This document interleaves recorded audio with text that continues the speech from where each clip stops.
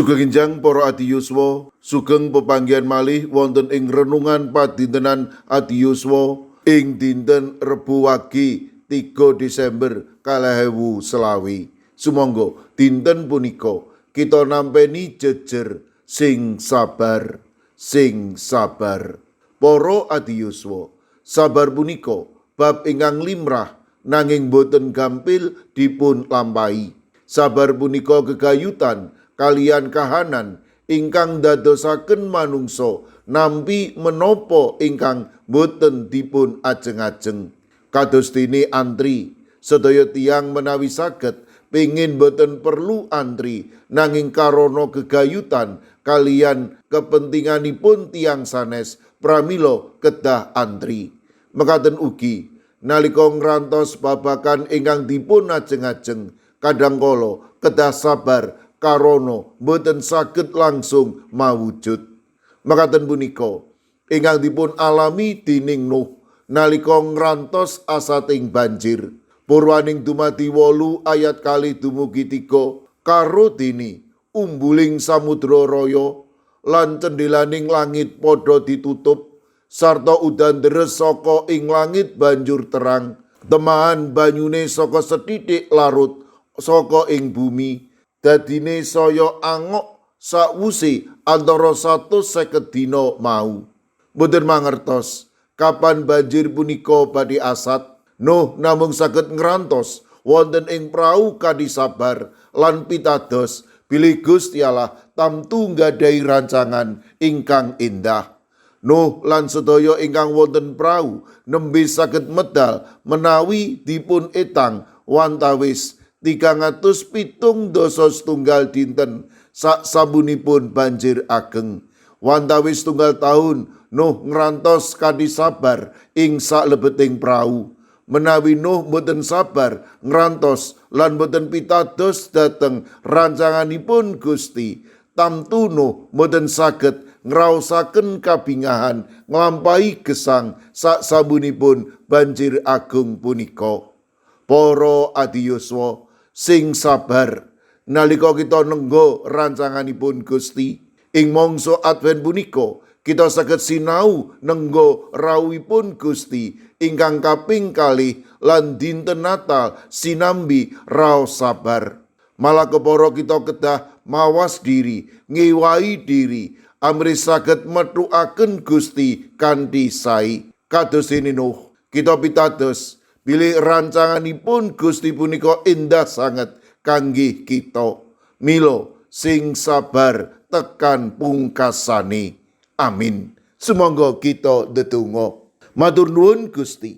Dinten punika paduka paring pepimut amri kawula tansah sabar, sing sabar nalika kawula nenggo kados pundi paduka rawuh lan kados pundi rancangan paduka mawujud ing tata gesang kawula. Monggo paduka ingkang berek kawula para adi yuswa dalasan anak putu kawula tansah pikantuk raos sabar ing satengahing lampah gesang. Matemah para adi yuswa dalasan anak putu kawula tansah rinimatan binerkahan dening paduka. Mirunggan kalau pasrahaken Ibu Warimin ingkang dasa mangke nembe nandang sakit, kawula pitados menawi paduka ugi badhe tansah paring kegiatan lan ugi bagas kesarasan. Kawula pasrahaken Ibu Sri Maimu Niarti ingkang sampun nampi operasi lan sakmangke wonten ing pemulihan. Sederek kawula ing GKJ Telepok, kawula pasrahaken Ibu Wirya Sumarto, Bapak Yutam, Bapak Karyadi, kawula pitados paduka ingkang badhe maringi bagas kesarasan. Sawetawis sederek kawula ing GKJ Pugeran ingkang nembe nandang sakit, Bapak Winarto, Bapak Minto Taruno, Bapak Bambang Sugiri, Bapak Rakino. Sederek kawula ing GKJ Muntilan ingkang nembe kagubel ing perkawis, Ibu Wiwi Susilowati, kawula pitados paduka ugi ingkang badhe tansah paring kegiatan. Sawetawis sederek kawula ing GKJ Klaten, Bapak Joko Suranto, Bapak Harsono, Ibu Tiwi Bambang Sutomo. Kawula pasrahaken sedherek kawula wonten ing GKJ Antp Adum Tresno Agape Solo 3. Kawula pasrahaken Ibu Jumini, Ibu Mariah, Ibu Paini, Ibu Juminah, Bapak Kustam, Bapak Joko Wahyu Adi, Bapak Slamet Mulyono, Bapak Sukiman, Mbah Tuminem, Mbah Jan. Kawula pasrahaken sedherek kawula ing GITJ Trangkil, Bapak Ibu Karyo, Bapak Ibu Toyo, Ibu Ngatini, Ibu Nani Cahyono. Monggo Gusti paduka ingkang reksa, paduka ingkang paring pitulung, matemas sedherek kawula punika ugi tansah pinaringan bagas kesarasan peparing paduka.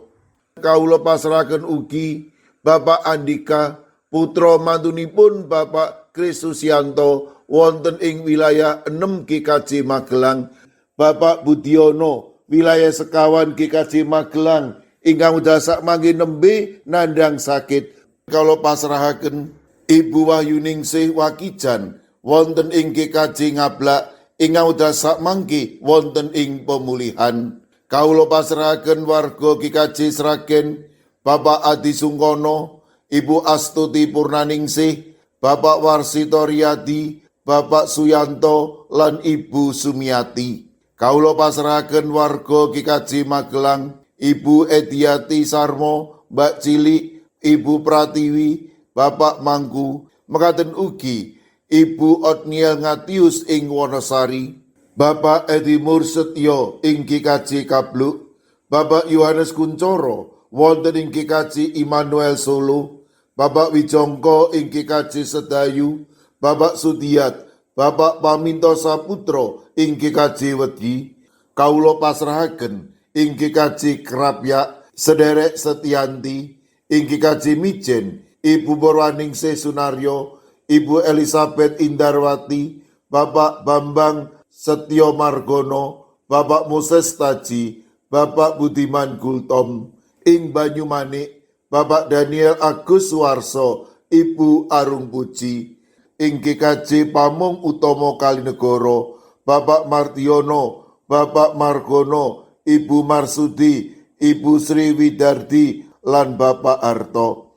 Sedherek Esti wonten ing Wonocatur, kawula pasrahaken sedherek kawula wonten ing Semarang Barat, Ibu Lini Sutopo. Sedherek kawula wonten ing GKJ Ungaran, Bapak Hono Hadi Prasetyo, Bapak Resbiarto, Ibu Ratiningsih, Ibu Dewi Teguh, Ibu Kristini Sunaryo, Ibu Suhantini Hadiono, sedherek Dwi Putro, Ibu Sugito, Bapak Sembiring, Ibu Surisno, Ibu Munarti, lan Bapak Ibu Tugiman.